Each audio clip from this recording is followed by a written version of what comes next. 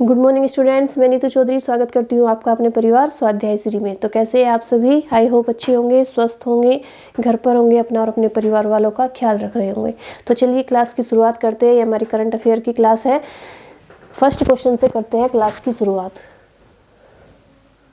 ठीक है, चलिए। तो आज का हमारा फर्स्ट क्वेश्चन क्या है कि लीजेंड्स लीग क्रिकेट ने किस महिला क्रिकेटर को ऑल वुमेन मैच आधिकारिक टीम का एम्बेसडर नियुक्त किया है? कॉपी और पेन लेके बैठेंगे, साथ साथ नोट डाउन करते हुए चलेंगे। ठीक है, ऑप्शन ए है झूलन गोस्वामी, ऑप्शन बी है स्मृति मंधाना, ऑप्शन सी है मिताली राज और ऑप्शन डी है हरमनप्रीत कौर। क्या है? Option D Harmanpreet Kaur. फटाफट से बताएंगे। Option A Jhulan Goswami, option B Smriti Mandhana, option C Mithali Raj या ऑप्शन डी है Harmanpreet Kaur. Legend league cricket team ने किस महिला क्रिकेटर को ऑल वुमेन मैच आधिकारिक टीम का एम्बेसडर नियुक्त किया है? बताइए फटाफट से राइट आंसर क्या हो जाता है। तो हमारा राइट आंसर हो जाता है ऑप्शन ए यानी झूलन गोस्वामी। क्या हो जाता है? झूलन गोस्वामी हमारा राइट आंसर हो जाता है। नेक्स्ट क्वेश्चन देखेंगे। सेकंड नंबर क्वेश्चन है आईआईटी दिल्ली का नया डायरेक्टर किसे नियुक्त किया गया है? बताइए फटाफट से आईआईटी दिल्ली का नया डायरेक्टर किसे नियुक्त किया गया है? ऑप्शन ए है विनय कुमार गोयल, ऑप्शन बी है रंगन बनर्जी, ऑप्शन सी है टीवी नरेंद्रन और ऑप्शन डी है विजय कुमार। बताइए फटाफट से राइट आंसर क्या हो जाता है। विनय कुमार गोयल, रंगन बनर्जी, टीवी नरेंद्रन या विजय कुमार? फटाफट से बताएंगे राइट आंसर। तो राइट आंसर हो जाता है हमारा ऑप्शन बी यानी रंगन बनर्जी को दिल्ली का नया डायरेक्टर नियुक्त किया गया है। Option B is the right answer. Next question देखेंगे। इसमें आ जाती है हमारी झटका सीरीज, और झटका सीरीज में हम क्या लेके आए हैं? प्रसिद्ध युद्ध लेके आए हैं जो आपसे एग्जाम में पूछे जाते हैं। ठीक है, तो एक एक को बहुत ही अच्छे से नोट डाउन करते हुए चलेंगे। कॉपी और पेन लेके बैठेंगे। हमारी पिछली क्लास लेने के लिए आप क्या करेंगे? डिस्क्रिप्शन में लिंक है, उन्हें देख सकते हैं। डेली हमारी क्लास होती है, हिंदी की भी होती है, हिंदी की क्वेश्चन सीरीज भी होती है, थ्योरी भी होती है और बायोलॉजी की क्लास भी होती है, करंट अफेयर की भी होती है। तो आप हमारी क्लास को लेने के लिए डिस्क्रिप्शन में जो लिंक है वहाँ से पिछली क्लासेज ले सकते हैं, या प्ले लिस्ट पर जाकर भी पिछली क्लासेज ले सकते हैं। ठीक है, तो चलिए शुरुआत करते हैं। कॉपी और पेन लेके बैठिए। एक एक युद्ध के बारे में देखेंगे कि कौन सा युद्ध कब हुआ था। तो सबसे पहले आता है कलिंग युद्ध। कलिंग युद्ध कब हुआ था? 261 बीसी में हुआ था। कब हुआ था? 261 बीसी में हुआ था कलिंग युद्ध। किस किस के बीच हुआ था? तो ये हुआ था सम्राट अशोक और कलिंग के राजा के बीच। किसके बीच हुआ था? सम्राट अशोक और कलिंग के राजा के बीच हुआ था। कौन सा युद्ध? कलिंग, जिसमें क्या हुआ था? सम्राट अशोक का हृदय परिवर्तन हो गया था। क्या हुआ था? हृदय परिवर्तन हुआ था और उसके बाद उन्होंने युद्ध नहीं लड़ा कलिंग के राजा के बीच।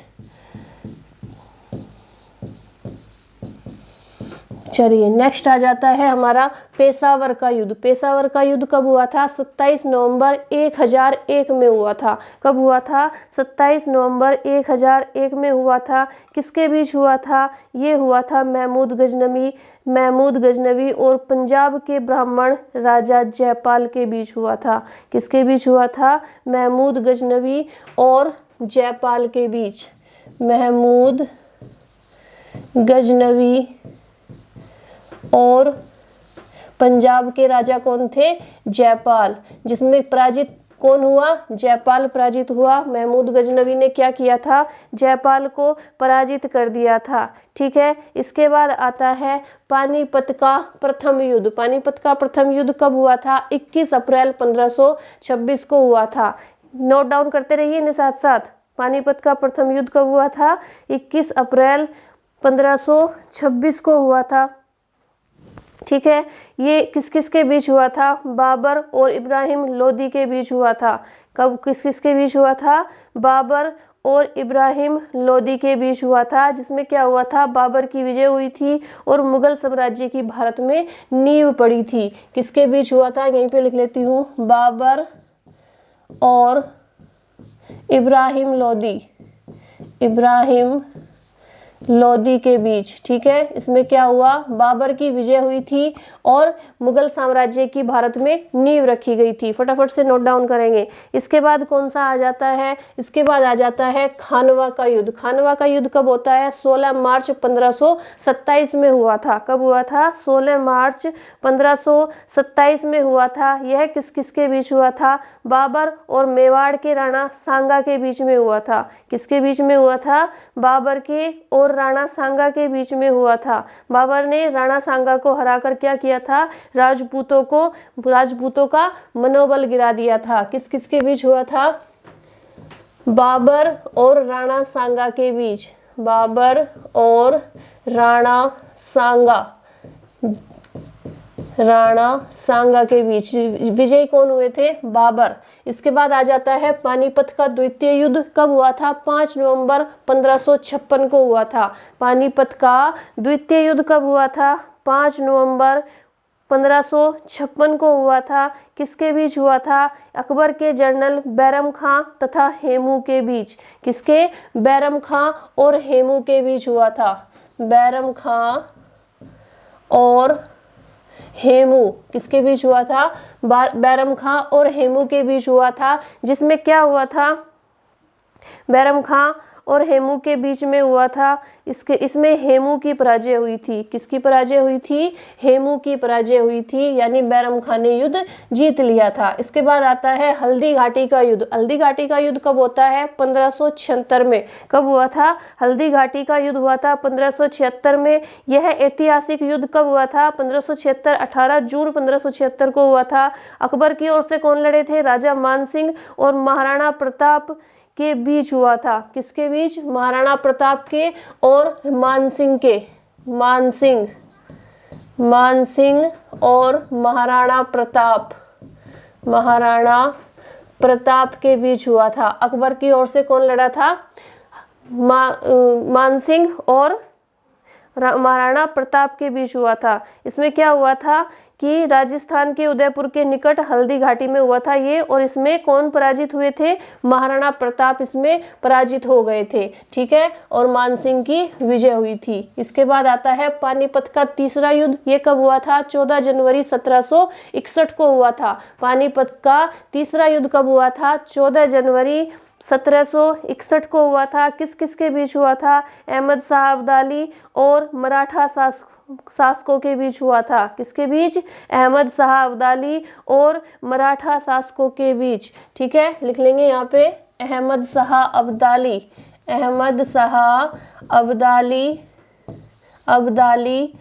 और मराठा शासकों के बीच। मराठा शासकों के बीच हुआ था। मराठा शासकों के बीच। फटाफट से नोट डाउन करते रहिए। पानीपत का तीसरा युद्ध किसके बीच हुआ, अहमद शाह अब्दाली और मराठा शासकों के बीच, जिसमें मराठों की क्या हुई थी, पराजय हो गई थी और उनकी शक्ति कमजोर हो गई थी। पराजय किसकी हुई थी, मराठों की। इसके बाद आता है चतुर्थ मैसूर युद्ध। कब हुआ था, चतुर्थ मैसूर युद्ध हुआ था 1799 में। कब हुआ था, चतुर्थ मैसूर युद्ध। फटाफट से लिखेंगे, ये कब हुआ था, 1799 में। 1799 में टीपू सुल्तान और अंग्रेजों के बीच हुआ था। किस किस के बीच हुआ था, टीपू सुल्तान और अंग्रेजों के बीच। टीपू सुल्तान और अंग्रेजों के बीच हुआ था। अंग्रेजों के बीच हुआ था चतुर्थ मैसूर युद्ध 1799 ईस्वी में हुआ था। ठीक है, इसमें क्या हुआ था, ये टीपू सुल्तान के हार से मुस्लिम शासन समाप्त हो गया था। टीपू सुल्तान की हार हुई थी और उससे मुस्लिम शासन समाप्त हो गया था। इसके बाद आता है द्वितीय मराठा युद्ध। द्वितीय मराठा युद्ध कब हुआ, 1803 से 1805 के बीच। 1803 से 1805 तक हुआ। किसके बीच, मराठों और अंग्रेजों के मध्य हुआ था, जिसमें क्या हुआ था, मराठा पराजित हुए थे। क्या हुए थे, मराठा पराजित हुए थे। मराठों और अंग्रेजों के बीच हुआ था। मराठों और अंग्रेजों के बीच, जिसमें पराजय किसको मिली थी? मराठों को मिली थी। इसके बाद आता है तृतीय मराठा युद्ध 1817 से 1819 तक। तृतीय मराठा युद्ध कब हुआ था? 1817 से 1819 तक चला था। यह कैसे? अंग्रेजी सेना और मराठों के मध्य ही हुआ था। इसमें मराठों का शासन क्या हुआ था?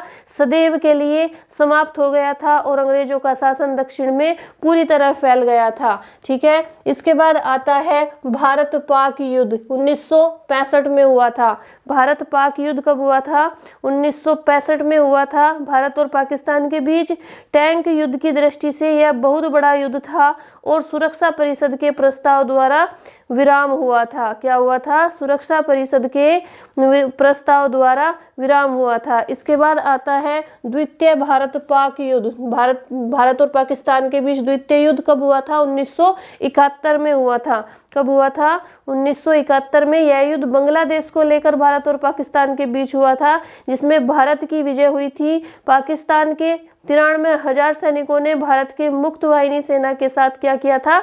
आत्मसमर्पण किया था। पूर्वी पाकिस्तान बांग्लादेश के नाम से एक स्वतंत्र राष्ट्र बना था। ठीक है। तो ये हो जाते हैं हमारे प्रमुख युद्ध। फटाफट से इनका स्क्रीनशॉट ले लीजिए या नोट डाउन कीजिए। नेक्स्ट चलते हैं। नेक्स्ट क्वेश्चन पे चलते हैं कि चंपा के नाम से मशहूर एवं जाने माने कन्नड़ साहित्यकार का 82 वर्ष की उम्र में निधन हो गया। उनका नाम क्या था? बताइए फटाफट से, उनका नाम क्या था? ऑप्शन ए है वैदेही, ऑप्शन बी है वेंकट सुबैया, ऑप्शन सी है कवि कुवेंपु और ऑप्शन डी है चंद्रशेखर पाटिल। बताइए फटाफट से। चंपा के नाम से मशहूर थे, कन्नड़ साहित्यकार थे, 82 वर्ष की उम्र में उनका निधन हो गया। तो इसका राइट आंसर हो जाता है ऑप्शन डी, यानी चंद्रशेखर पाटिल उनका नाम था। क्या था उनका नाम? चंद्रशेखर पाटिल। नेक्स्ट क्वेश्चन देखेंगे। क्वेश्चन नंबर 4, आईसीसी ने दिसंबर 2021 के लिए किस खिलाड़ी को सर्वश्रेष्ठ प्लेयर चुना है? बताइए फटाफट से, किस खिलाड़ी को सर्वश्रेष्ठ प्लेयर चुना है आईसीसी ने दिसंबर 2021 के लिए? शिखर पटेल, रोहित शर्मा, एजाज पटेल या बाबर आजम?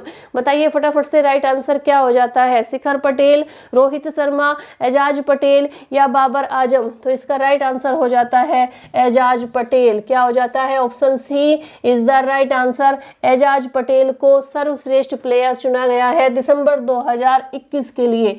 नेक्स्ट क्वेश्चन आ जाता है क्वेश्चन नंबर 5, गोल्डन ग्लोब्स पुरस्कारों में किस अभिनेता एवं अभिनेत्री को बेस्ट एक्टर इन ड्रामा एवं एक्टर्स इन ड्रामा का अवार्ड प्रदान किया गया? बताएंगे फटाफट से राइट आंसर क्या हो जाता है? ऑप्शन ए है हमारा Davy Johnson and Elizabeth, option B है Will Smith and Nicole Kidman, option C है जॉनी डीप एवं नटालिया पोर्टमैन और ऑप्शन डी है ग्रेटा गार्बो एवं मॉर्गन। बताइए फटाफट से राइट आंसर क्या हो जाता है क्वेश्चन नंबर 5 का?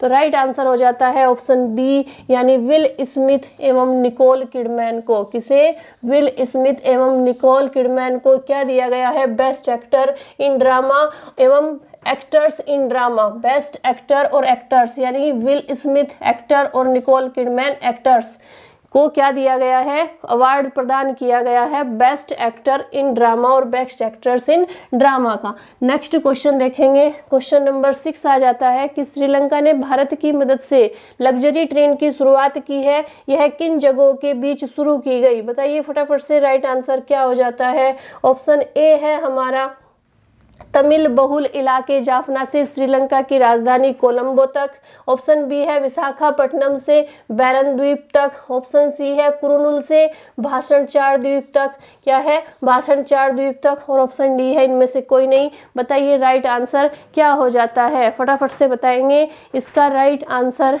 क्या हो जाता है? तो राइट आंसर हो जाता है हमारा ऑप्शन ए, यानी तमिल बहु इलाके जाफना से श्रीलंका की राजधानी कोलंबो तक ये ट्रेन क्या होगी? चलेगी, यानी इसकी शुरुआत की है। और ये ट्रेन कहां से कहां तक चलेगी? जाफना से श्रीलंका की राजधानी कोलंबो तक चलेगी। ठीक है। नेक्स्ट क्वेश्चन देखेंगे। क्वेश्चन नंबर 6 के बाद आती है हमारी रामबाण प्रश्नों की सीरीज, जिसमें आप लोग अच्छे से इन्हें नोट डाउन करते हुए चलेंगे। ठीक है। तो राइट आंसर बताते हुए चलेंगे एक एक क्वेश्चन का। तो क्वेश्चन वन कौन सा हो जाता है हमारा कि यूरोपियनों में से कौन स्वतंत्रता पूर्व भारत में व्यापारी के रूप में सबसे अंत में आए थे? बताइए फटाफट से। राइट आंसर क्या हो जाता है? क्या हो जाता है राइट आंसर? फटाफट से बताएंगे आप लोग कि जो क्या था, यूरोपियनों में से कौन स्वतंत्रता पूर्व भारत में व्यापार के रूप में सबसे अंत में आए थे? फटाफट से राइट आंसर बताएंगे। फटाफट से राइट आंसर बताएंगे। क्या हो जाता है इसका राइट आंसर? चलिए, तो इसका राइट आंसर क्या हो जाता है? इसका राइट आंसर हो जाता है फ्रांसीसी। क्या हो जाता है? फ्रांसीसी सबसे अंत में आए थे। फ्रांसीसी। चलिए नेक्स्ट क्वेश्चन क्या है? भारत का बादशाह उस समय कौन था जब ब्रिटेन की ईस्ट इंडिया कंपनी की स्थापना हुई थी? जब ईस्ट इंडिया कंपनी की स्थापना हुई थी उस समय भारत का बादशाह कौन था? तो कौन था उस समय? अकबर। कौन था? अकबर उस समय भारत का बादशाह था। नेक्स्ट क्वेश्चन देखेंगे। 15 अगस्त 1947 के बाद भी भारत का कौन सा भाग पुर्तगाल के अधीन बना रहा? बताइए 1947 के बाद भी पुर्तगाल के अधीन भारत का कौन सा भाग बना रहा? फटाफट से बताएंगे। इसका राइट आंसर क्या हो जाता है? बताइए। तो गोवा पुर्तगाल का के अधीन रहा 1947 के बाद भी, गोवा। नेक्स्ट क्वेश्चन है, लंदन में ब्रिटिश ईस्ट इंडिया कंपनी के गठन के समय भारत में कौन बादशाह था? लंदन में ब्रिटिश ईस्ट इंडिया कंपनी के समय भारत में कौन बादशाह था? तो उस समय कौन था बादशाह? अकबर ही था। कौन था? अकबर। नेक्स्ट क्वेश्चन क्या है कि भारत में फ्रांसीसियों ने अपना सबसे पहला कारखाना कहाँ लगाया था? तो कहाँ पे लगाया था सबसे पहला कारखाना? सूरत में लगाया था। कहाँ पे लगाया था? सूरत में। नेक्स्ट क्वेश्चन है, कौन सा युद्ध निर्णायक युद्ध था जिसमें फ्रांसीसी हार गए थे और अंग्रेजों की सर्वोच्चता स्थापित हो गई थी? बताइए फटाफट से। जिसमें अंग्रेजों की सर्वोच्चता स्थापित हो गई थी, कौन सा था? वो था वांडीवास का युद्ध। कौन सा युद्ध था? वांडीवास का युद्ध था। यहाँ पे लिख देती हूँ मैं, वांडीवास का युद्ध। वांडीवास का युद्ध। फटाफट से नोट डाउन करेंगे इसे या स्क्रीनशॉट ले लेंगे, फिर आगे चलते हैं नेक्स्ट क्वेश्चन पे। इसके बाद है नेक्स्ट क्वेश्चन, क्वेश्चन नंबर 7 कि पुर्तगालियों की पहली फैक्ट्री कालीकट में 1500 में किसने स्थापित की थी? बताएंगे फटाफट से। किसने स्थापित की थी 1500 में पुर्तगाल की पहली फैक्ट्री? बताएंगे फटाफट से। इसका राइट आंसर क्या हो जाता है कि पुर्तगालियों की पहली फैक्ट्री जो थी वो किसने स्थापित की थी 1500 में? तो वो की थी वास्को डी गामा ने। किसने की थी? यहीं पे लिख देते हैं, Vasco D gamma. Vasco D gamma. Vasco D gamma ने की थी। इसके बाद आता है नेक्स्ट क्वेश्चन, डचों ने अपनी पहली फैक्ट्री 1605 में कहां पर स्थापित की थी? बताइए फटाफट से। डचों ने अपनी पहली फैक्ट्री कहां पर स्थापित की थी? फटाफट से राइट आंसर देंगे। तो कहां पर की थी? मुसलीपट्टम में। कहां पर की थी? मुसलीपट्टम। मुसलीपट्टम। चलिए नेक्स्ट क्वेश्चन क्या है, ब्रिटिश ईस्ट इंडिया कंपनी का प्रथम गवर्नर कौन था? बताइए फटाफट से। ब्रिटिश ईस्ट इंडिया कंपनी का प्रथम गवर्नर कौन था? फटाफट से बताएंगे। तो कौन था? Thomas Smith. इधर ही लिख देती हूँ मैं, टॉमस स्मिथ। नेक्स्ट क्वेश्चन है, किसे जहांगीर ने खान की उपाधि से सम्मानित किया था? बताएंगे फटाफट से। किसे जहांगीर ने खान की उपाधि से सम्मानित किया था? उनका नाम क्या था? तो उनका नाम था हॉकिंस। हॉकिंस को जहांगीर ने खान की उपाधि से सम्मानित किया था। नेक्स्ट क्वेश्चन क्या है, प्रथम कर्नाटक युद्ध का कौन सा तात्कालिक कारण था? जो प्रथम कर्नाटक युद्ध हुआ था उसका तात्कालिक कारण क्या था बताइए फटाफट से। प्रथम कर्नाटक युद्ध का कौन सा तात्कालिक कारण था? तो कारण था अंग्रेजों द्वारा फ्रांसीसी जहाजों का अधिग्रहण। क्या था? अंग्रेजों द्वारा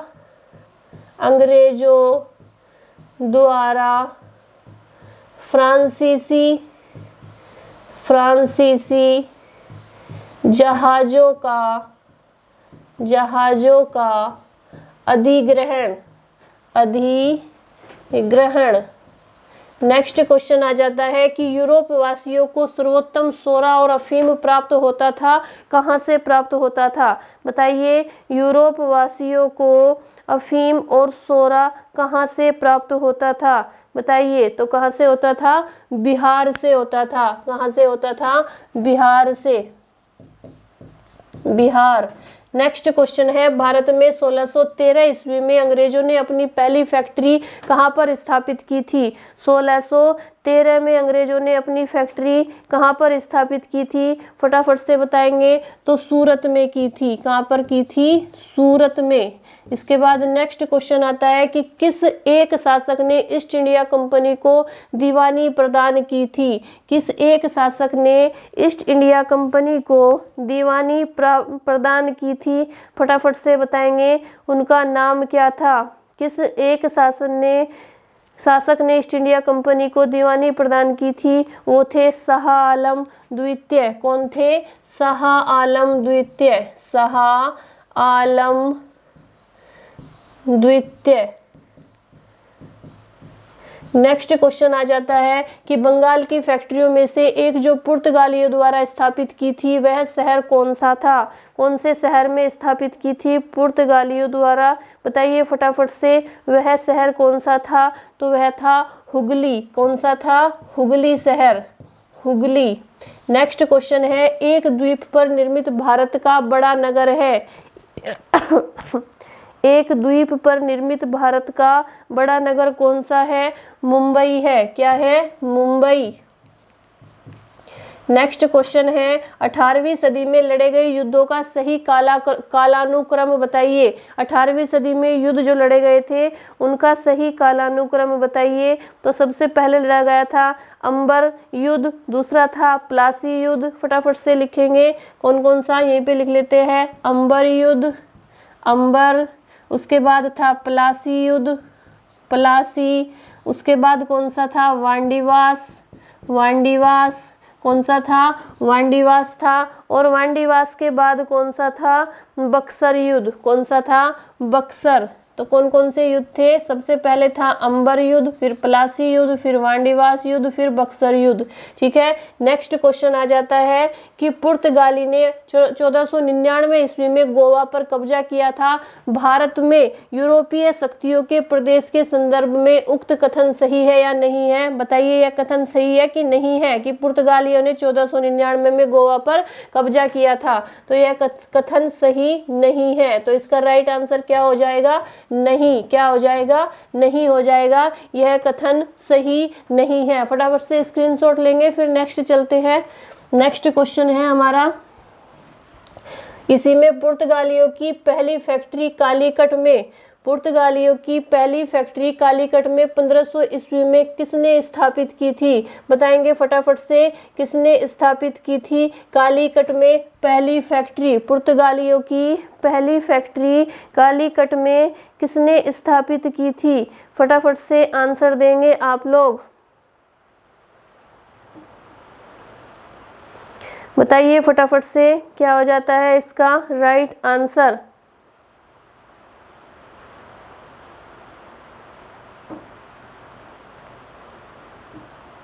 फटाफट से बताएंगे किसने की थी?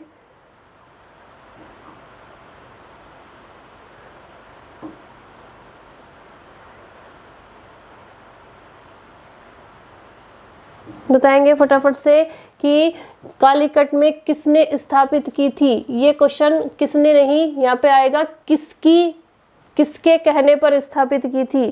क्या आएगा कि किसके कहने पर स्थापित की थी? बताएंगे फटाफट से इसका आंसर क्या हो जाता है?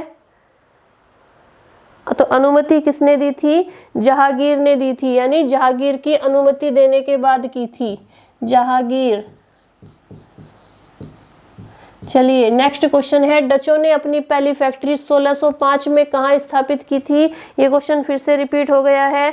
डचों ने कहाँ पे की थी? डचों ने अपनी पहली फैक्ट्री कहाँ स्थापित की थी? फटाफट से बताएंगे।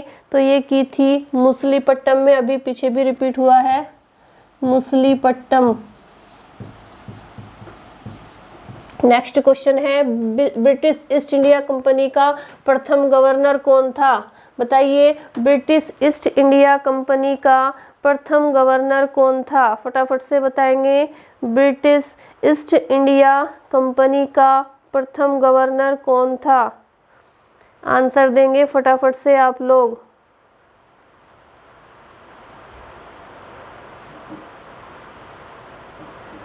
ब्रिटिश ईस्ट इंडिया कंपनी, फटाफट से बताइए।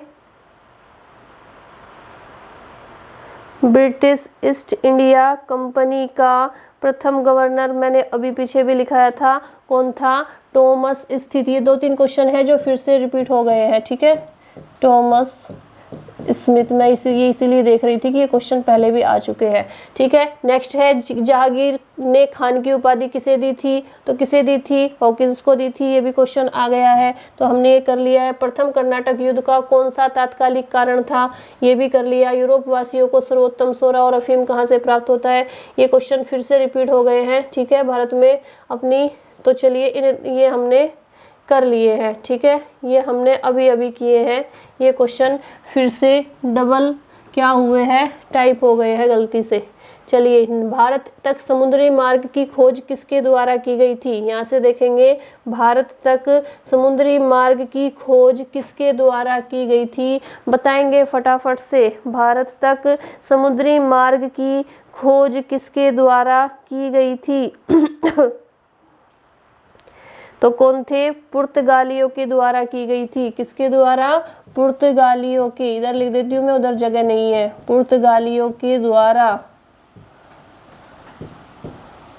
ठीक है। नेक्स्ट क्वेश्चन है, तृतीय कर्नाटक युद्ध एंग्लो फ्रेंच संघर्ष की समाप्ति किस संधि से हुई थी? बताएंगे फटाफट से, किस संधि से हुई थी तृतीय कर्नाटक युद्ध? तो वो कौन सी संधि थी? वो थी पेरिस की संधि। कौन सी थी? पेरिस की संधि। पेरिस की संधि से हुई थी। नेक्स्ट क्वेश्चन है कि जब 17 मई 1498 में वास्को डी गामा कालीकट में उतरा तो किसने उसका स्वागत किया? तो किसने किया था उसका स्वागत? जमोरिन ने किया था। किसने किया था? राजा जमोरिन ने उसका स्वागत किया था। इसके बाद है, पुर्तगालियों ने भारत में सर्वप्रथम फैक्ट्री कहाँ पर लगाई थी? पुर्तगालियों ने भारत में सर्वप्रथम फैक्ट्री कहाँ पर लगाई थी? फटाफट से बताएंगे। पुर्तगालियों ने सर्वप्रथम फैक्ट्री स्थापित की थी कालीकट में। कहाँ पे की थी? कालीकट में। कालीकट। नेक्स्ट क्वेश्चन आ जाता है कि 1717 ईस्वी में कौन से मुगल सम्राट ने अंग्रेजों की ईस्ट इंडिया कंपनी को भारत में व्यापार पर विशेषाधिकार प्रदान करने का फरमान जारी किया था? बताइए फटाफट से, राइट आंसर क्या हो जाता है इसका? तो कौन थे वो थे फर्रुखसियर। कौन थे? फर्रुखसियर। फर्रुखसियर, ठीक है। फटाफट से स्क्रीनशॉट लेंगे इनका या नोट डाउन करेंगे, फिर नेक्स्ट क्वेश्चन पे चलते हैं। नेक्स्ट क्वेश्चन पे चलेंगे। क्वेश्चन नंबर 7 कि उद्योग एवं आंतरिक व्यापार संवर्धन विभाग 10 से 16 जनवरी के सप्ताह को किस रूप में मना रहा है? फटाफट से आंसर देंगे आप लोग। किस रूप में मना रहा है? कौन से सप्ताह के रूप में मना रहा है? जन औषधि सप्ताह, पोषण सप्ताह, पहले स्टार्टअप इंडिया इनोवेशन वीक या स्टार्टअप इंडिया सप्ताह? फटाफट से बताइए, राइट आंसर क्या हो जाता है? 10 से 16 जनवरी के सप्ताह को किस रूप में मना रहा है? तो पहले स्टार्टअप इंडिया इनोवेशन वीक के रूप में। Option C is the right answer. पहले स्टार्टअप इंडिया इनोवेशन वीक के रूप में मना रहा है। फटाफट से लिखेंगे। नेक्स्ट क्वेश्चन आ जाता है हमारा, क्वेश्चन नंबर 8 आ जाता है, UiPath ऑटोमेशन एक्सीलेंस अवार्ड 2021 का अवार्ड किसे प्रदान किया गया? तो ये किया गया है साउथ इंडियन बैंक को। इसके बाद 9 नंबर पे आ जाता है, यूपी सरकार ने किस जिले के 4 गांवों को राजस्व गांव घोषित कर दिया है? तो बहराइच के 4 जिलों को घोषित कर दिया है। इसके बाद लास्ट क्वेश्चन है, पंजाब राज्य के नए डीजीपी के रूप में किसे नियुक्त किया गया? तो उनका नाम क्या है? वीरेश कुमार भावरा है। क्या है उनका नाम? वीरेश कुमार भावरा। और इसका आंसर आप लोग कमेंट बॉक्स में देंगे कि 69वें गोल्डन ग्लोब्स पुरस्कारों में किस फिल्म को सर्वश्रेष्ठ मोशन पिक्चर ड्रामा और हास्य फिल्म एवं सर्वश्रेष्ठ ड्रामा श्रृंखला का अवार्ड प्रदान किया गया? इसका आंसर देंगे आप लोग कमेंट बॉक्स में। तो आज के लिए इतना ही रखेंगे। आप जैसे मैं आपको डेली बोलती हूँ कि प्लीज़ 5 मिनट का समय निकालकर वीडियो को शेयर कीजिए, अपने परिवार को बड़ा करने के लिए सपोर्ट